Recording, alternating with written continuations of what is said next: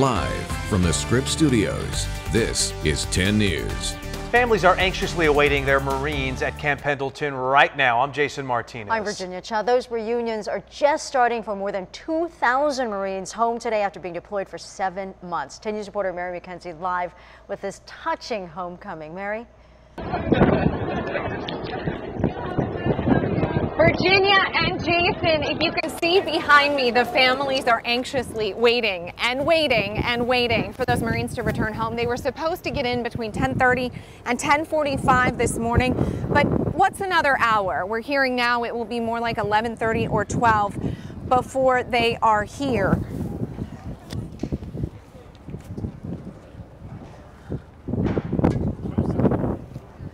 So take a look. You can see them behind me. There are kids of various ages who are anticipating their loved ones. So we talked about, what is another hour for some of these folks? For those kids, another hour can be agonizing. So we are anxiously awaiting their arrival. Again, they'll be landing here on these amphibious vehicles up on the beach. So the family members will be able to give them hugs and kisses. Those reunions will be happening just about an hour from now. Coming up at 11:30, we did get a chance to talk to one Marine wife who talked about what this 7 months has been like for her and for her 2-year-old son, and also what they will be working on as a family once he lands here today. For now, we're live at Camp Pendleton. Mary McKenzie, 10 News. Thank you, Mary. We have some breaking news right now.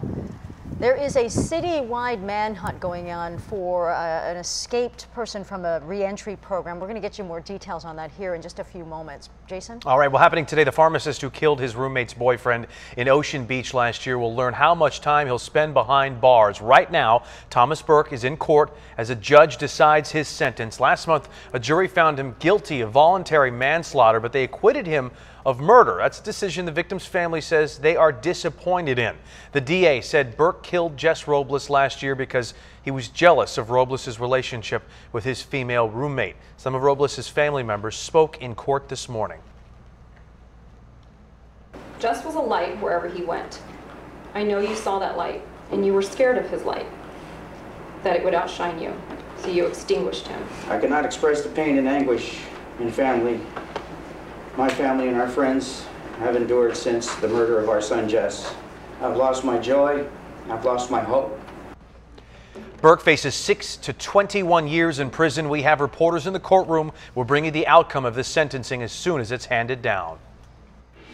Now to this developing story. The driver accused of T-boning a family's car, seriously hurting a little boy heading home from Disneyland, has pleaded not guilty. A judge ordered us not to show Constantino Banda Acosta's face. Prosecutors say he was driving drunk Saturday when he ran a stop sign in San Isidro, hitting the Lake family's car right there. 6-year-old Lennox was in the back. He's still in serious condition at Rady.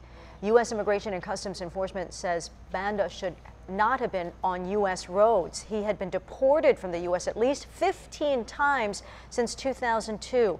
Bail for Banda is $230,000. He is due back in court May 18th. New developments and changes at the FBI. Today, the Senate is hearing from the new acting FBI director, Andrew McCabe, as new details on James Comey's dismissal continue to come out.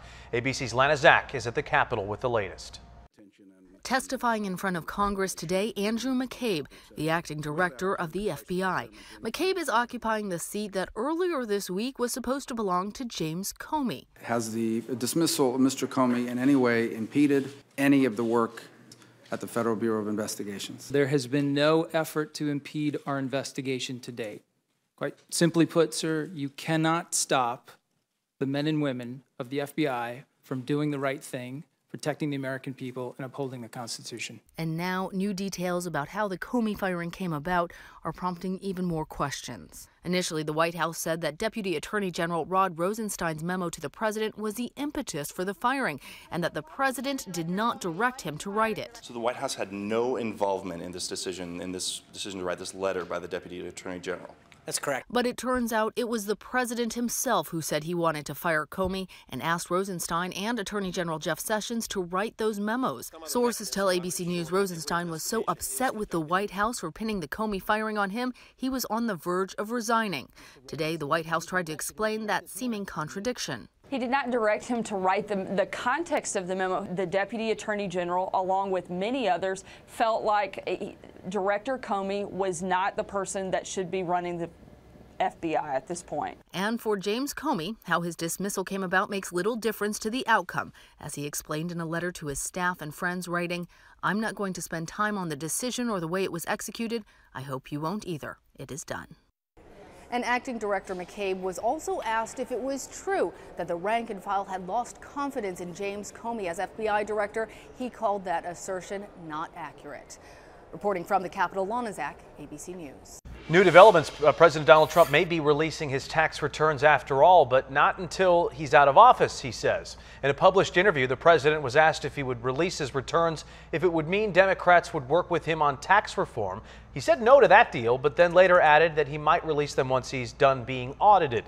The president then changed his statement and said maybe he would release them when he's out of office. Happening today, some of the most influential Republicans in the country are in San Diego. The Republican National Committee kicking off its spring meeting at the Hotel Del. Protesters say they will be greeting that group of Republicans today. Organizers say protesters will lie on the beach nearby and spell out the number 2018. That's in reference to the upcoming elections. So happening today, a local radio host is kicking off a plan to recall a state senator over the new gas tax hike. Former City Council member and now Kogo radio host Carl DeMaio is the one leading that effort. He is targeting State Senator Josh Newman of Fullerton, who cast the deciding vote to raise the tax. A recall would end the supermajority of the Democrats and could lead to a rollback of that gas tax hike. Now, DeMaio will be at an ARCO in Fullerton this afternoon to try to collect the required signatures for a recall. Now, I want to get you back to that breaking news I mentioned a few minutes ago. Take a look closely. This man is the focus of a citywide manhunt. Israel Hernandez walked away from the male community re-entry program facility this morning. It appears that somebody tampered with his GPS device. That allowed him to escape out a back door about 4:20 this morning. He'd been serving a sentence for vehicle theft. That would be his second strike. If you see him or you know where he is, police are asking that you call 911 immediately.